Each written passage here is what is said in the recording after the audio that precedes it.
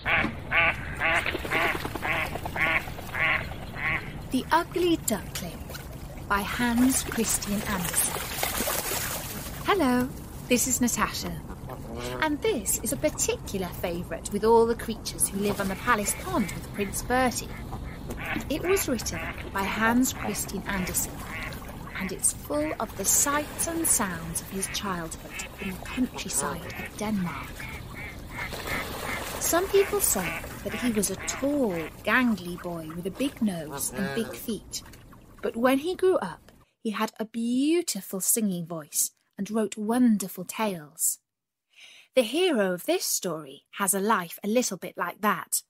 He was known as the Ugly Duckling. It was summer in the land of Denmark, and though for most of the year the country looks flat and ugly, it was beautiful now.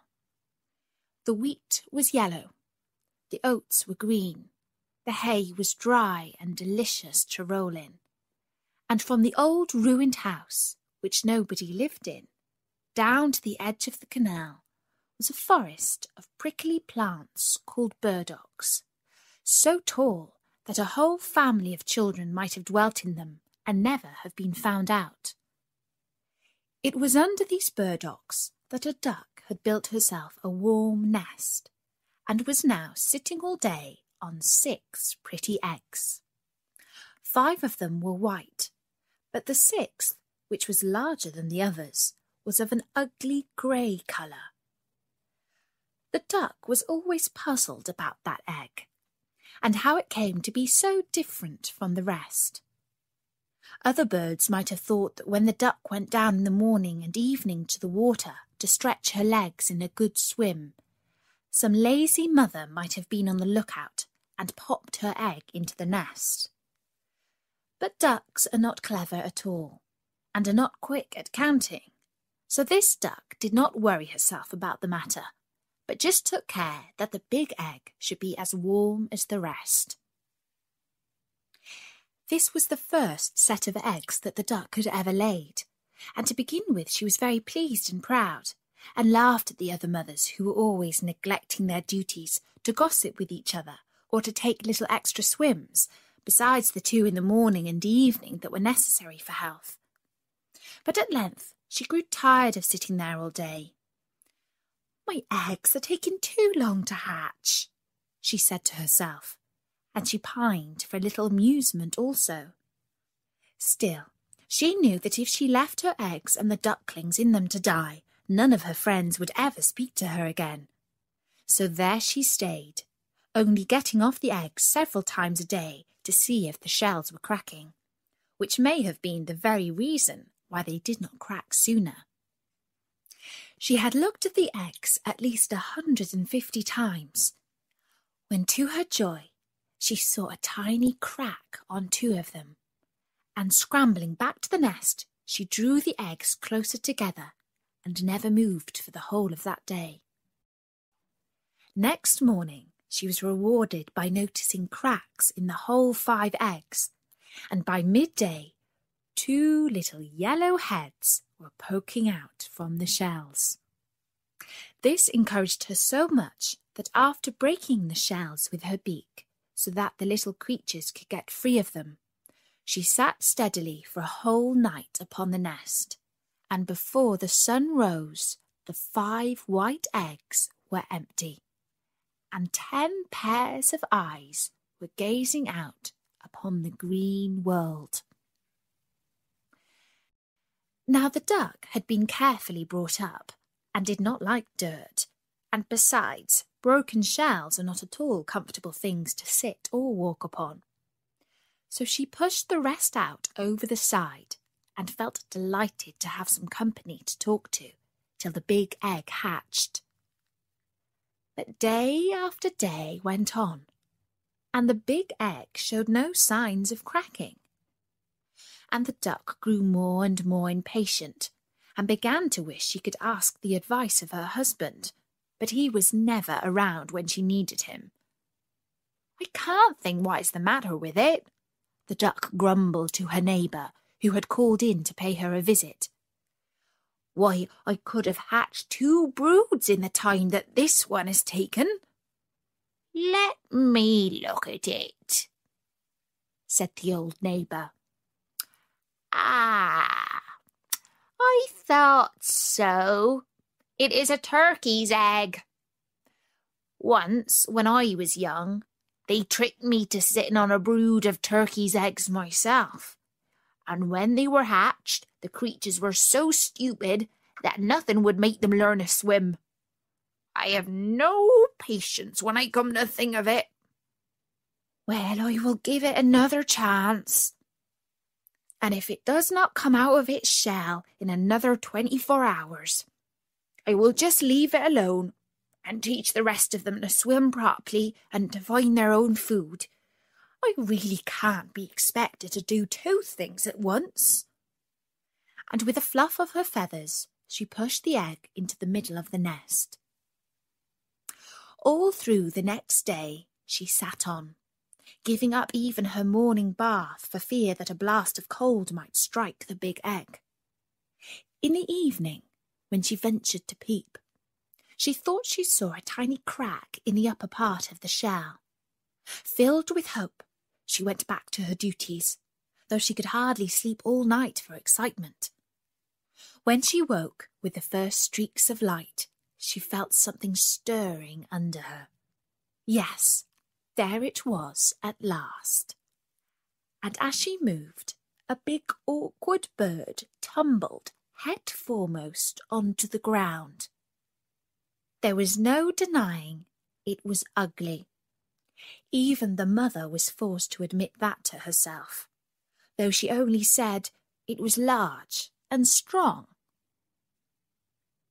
"You won't need any teaching when you are once in the water," she told him, with a glance of surprise at the dull brown which covered his back and at his long naked neck.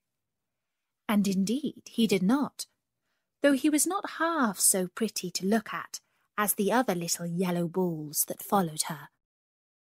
When they returned, they found the old neighbour on the bank, waiting for them to take them into the duck-yard. "No, it is not a young turkey, certainly," whispered she in confidence to the mother. "For though it is lean and skinny, and has no colour to speak of, yet there is something rather distinguished about it, and it holds its head up well." "It is very kind of you to say so," answered the mother, who by this time had some secret doubts of its loveliness. "Of course, when you see it by itself it is all right, though it is different somehow from the others, but one cannot expect all one's children to be beautiful." By this time they had reached the centre of the yard, where a very old duck was sitting, who was treated with great respect by all the birds who lived on the water. "You must go up and bow low before her," whispered the mother to her children, nodding her head in the direction of the old lady, "and keep your legs well apart, as you see me do. No well-bred duckling turns in its toes. It is a sign of common parents." The little ducks tried hard to make their small, fat bodies copy the movements of their mother, and the old lady was quite pleased with them. But the rest of the ducks looked on, feeling annoyed, and one duck in particular said, "Oh dear me, here are ever so many more little ducks. The yard is full already.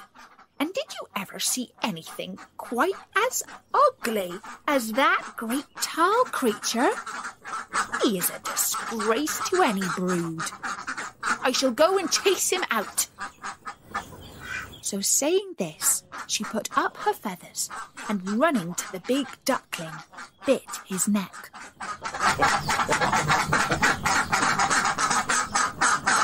The duckling gave a loud quack. It was the first time he had felt any pain, and at the sound his mother turned quickly. "Leave him alone," she said fiercely. or I will send for his father. He was not bothering you." "No, but he is ugly and awkward. No one can put up with him," answered the stranger. And though the duckling did not understand the meaning of the words, he felt he was being blamed, and became more uncomfortable still when the old Spanish duck who ruled the yard butted in. "It certainly is a great pity. He is so different from these beautiful darlings. If he could only be hatched over again." The poor little fellow drooped his head and did not know where to look, but was comforted when his mother answered, "He may not be quite as handsome as the others, but he swims better and is very strong. I am sure he will make his way in the world as well as anybody." "Well, you must feel quite at home here," said the old duck, waddling off. And so they did, all except the duckling, who was snapped at by everyone when they thought his mother was not looking. Even the turkey cockerel, who was so big, never passed him without mocking words. And his brothers and sisters, who would not have noticed any difference unless it had been put into their heads, soon became as rude and as unkind as the rest. At last he could bear it no longer, and one day he fancied he saw signs of his mother turning against him too. So that night, when the ducks and hens were still asleep, he stole away through an open door, and under cover of the burdock leaves scrambled on by the bank of the canal till he reached a wide grassy moor, full of soft marshy places where the reeds grew. Here he lay down, but he was too tired and too frightened to fall asleep, and with the earliest peep of the sun the reeds began to rustle, and he saw that he had blundered into a colony of wild ducks. But as he could not run away, again he stood up and bowed politely. "You are ugly," said the wild ducks, when they had looked him well over. "But, however, it is no business of ours, unless you wish to marry one of our daughters, and that we should not allow." And the duckling answered that he had no idea of marrying anybody, and wanted nothing but to be left alone after his long journey. So for 2 whole days he lay quietly among the reeds, eating such foods as he could find, and drinking the water of the moorland pool, till he felt himself quite strong again. He wished he might stay where he was forever. He was so comfortable and happy, away from everyone, with nobody to bite him or tell him how ugly he was. He was thinking these thoughts when 2 young geese caught sight of him as they were having their evening splash among the reeds, looking for their supper. "We are getting tired of this moor," they said, "and tomorrow we think of trying another, where the lakes are larger and the feeding better. Will you come with us?" "Is it nicer than this?" asked the duckling doubtfully. And the words were hardly out of his mouth when piff, paff, and the 2 newcomers were stretched dead beside him.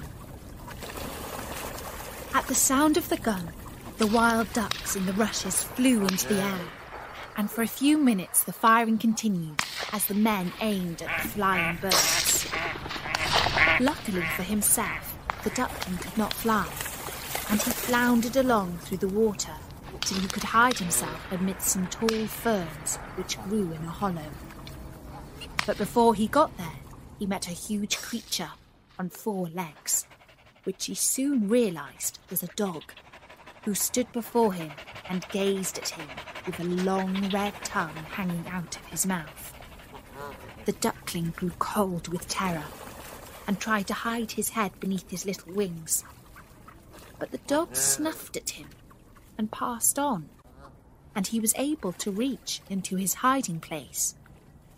"I am too ugly even for a dog to eat," said he to himself.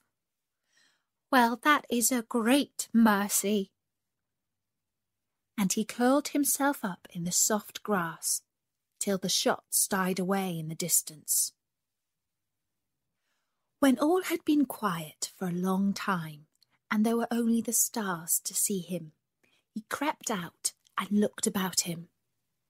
He would never go near a pool again, never, thought he, and seeing that the moor stretched far away in the opposite direction from which he had come, he marched bravely on till he got to a small cottage, which seemed too tumble down for the stones to hold together many hours longer.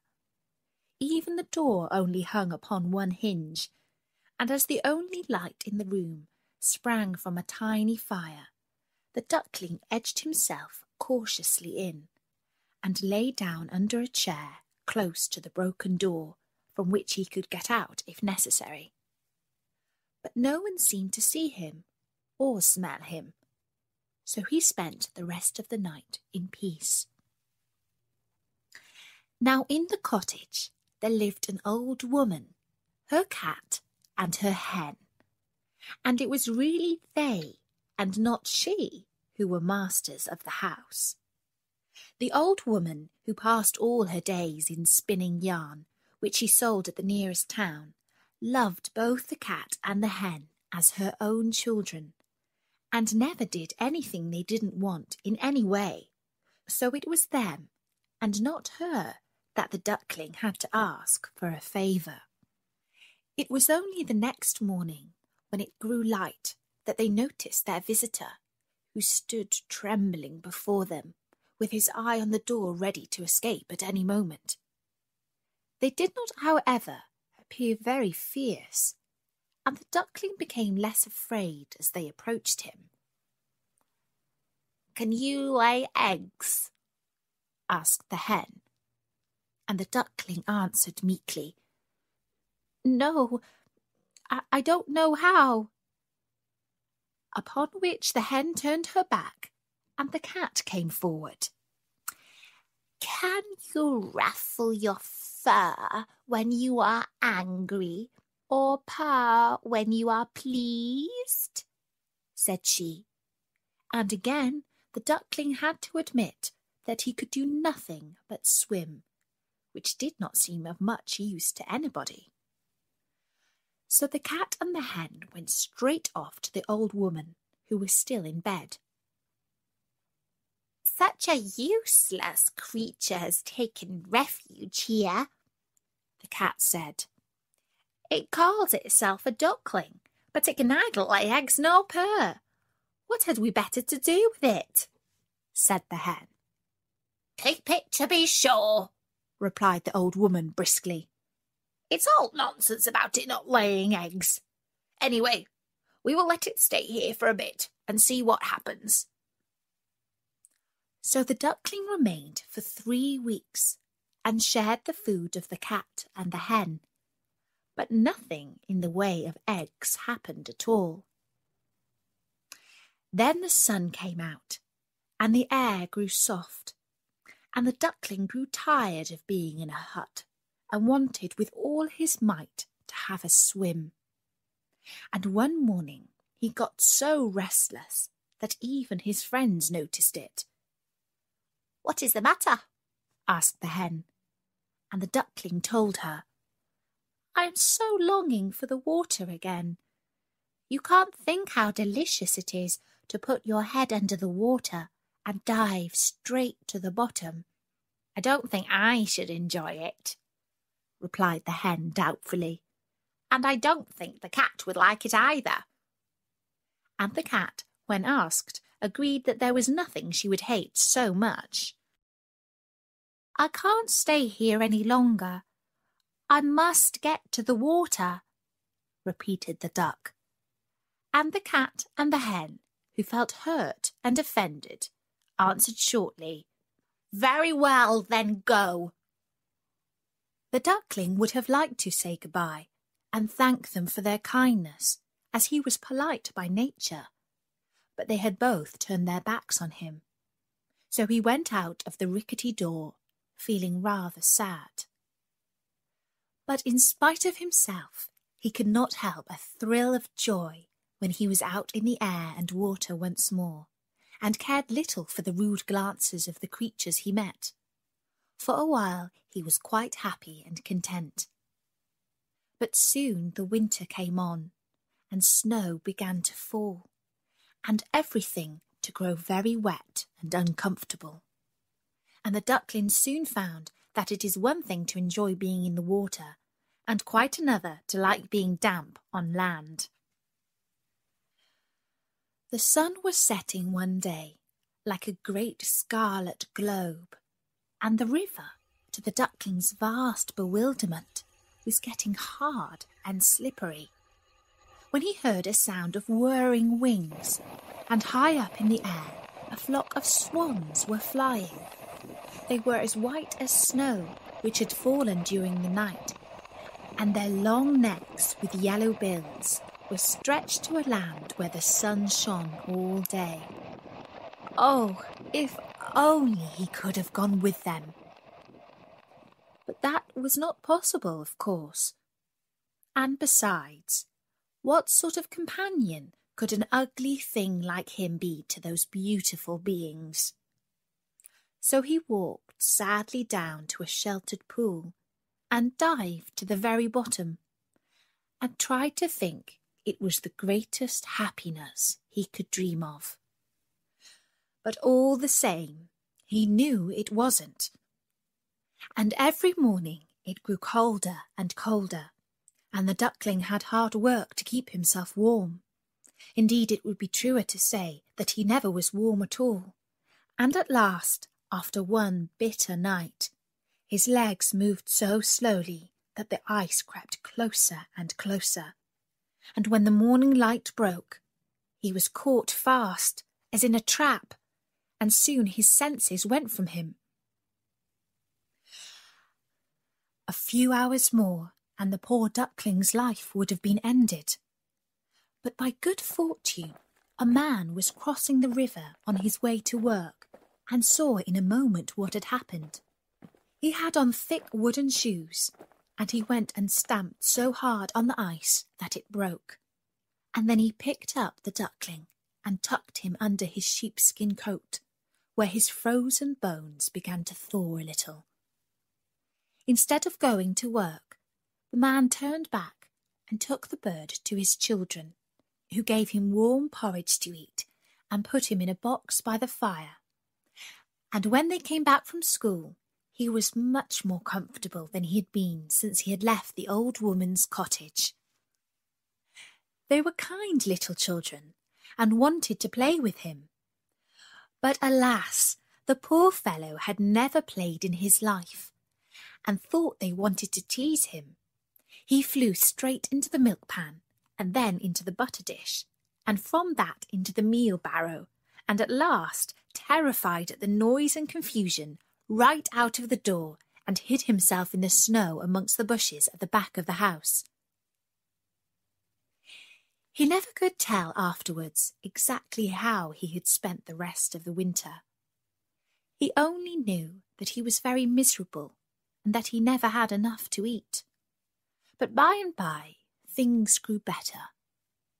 The earth grew softer, the sun hotter, the birds sang, and the flowers once more appeared in the grass. When he stood up, he felt different somehow from what he had done before he fell asleep among the reeds, to which he had wandered after he had escaped from the peasant's hut. His body seemed larger, and his wings stronger. Something pink looked at him from the side of a hill. He thought he would fly towards it and see what it was. Oh, how glorious it felt to be rushing through the air, wheeling first one way and then the other. He had never thought that flying could be like that. The duckling was almost sorry when he drew near the pink cloud and found it was made up of apple blossoms growing beside a cottage whose garden ran down to the banks of the canal. He fluttered slowly to the ground and paused for a few minutes under a thicket of syring grass. And while he was gazing about him, there walked slowly past a flock of the same beautiful birds he had seen so many months ago. Fascinated, he watched them one by one step into the canal and float quietly upon the waters as if they were part of them. "I will follow them," said the duckling to himself. "Ugly though I am, I would rather be killed by them than suffer all I have suffered from cold and hunger, and from the ducks and fowls who should have treated me with kindness." And flying quickly down to the water, he swam after them as fast as he could. It did not take him long to reach them, for they had stopped to rest in a green pool, shaded by a tree whose branches swept the water. And directly they saw him coming, some of the younger ones swam out to meet him with cries of welcome, which again the duckling hardly understood. He approached them glad, yet trembling, and turning to one of the older birds, who by this time had left the shade of the tree, said, "If I am to die, I would rather you should kill me. I don't know why I was ever hatched, for I am too ugly to live." And as he spoke, he bowed his head and looked down into the water. Reflected in the still pool, he saw many white shapes with long necks and golden bills. And without thinking, he looked for the dull grey body and the awkward skinny neck. But no such thing was there. Instead, he beheld beneath him a beautiful white swan. "The new one is the best of all," said the children when they came down to feed the swans with biscuit and cake before going to bed. "His feathers are whiter and his beak more golden than the rest." And when he heard that, the duckling thought that it was worth while having undergone all the persecution and loneliness that he had passed through, as otherwise he would never have known what it was to be really happy. And that was the story of The Ugly Duckling by Hans Christian Andersen. And don't forget, there are loads more stories from all over the world at storynori.com. And you can also find us in the iTunes podcast directory under Kids and Family. Just look out for the icon of Prince Bertie the Frog. And if you are 13 or older, you can also join our group on Facebook. If you aren't quite that old, then you can always ask a grown-up, like Mum or Dad, to join up for you. There's a link straight to the group from Story Nori's sidebar. For now, from me, Natasha, bye-bye!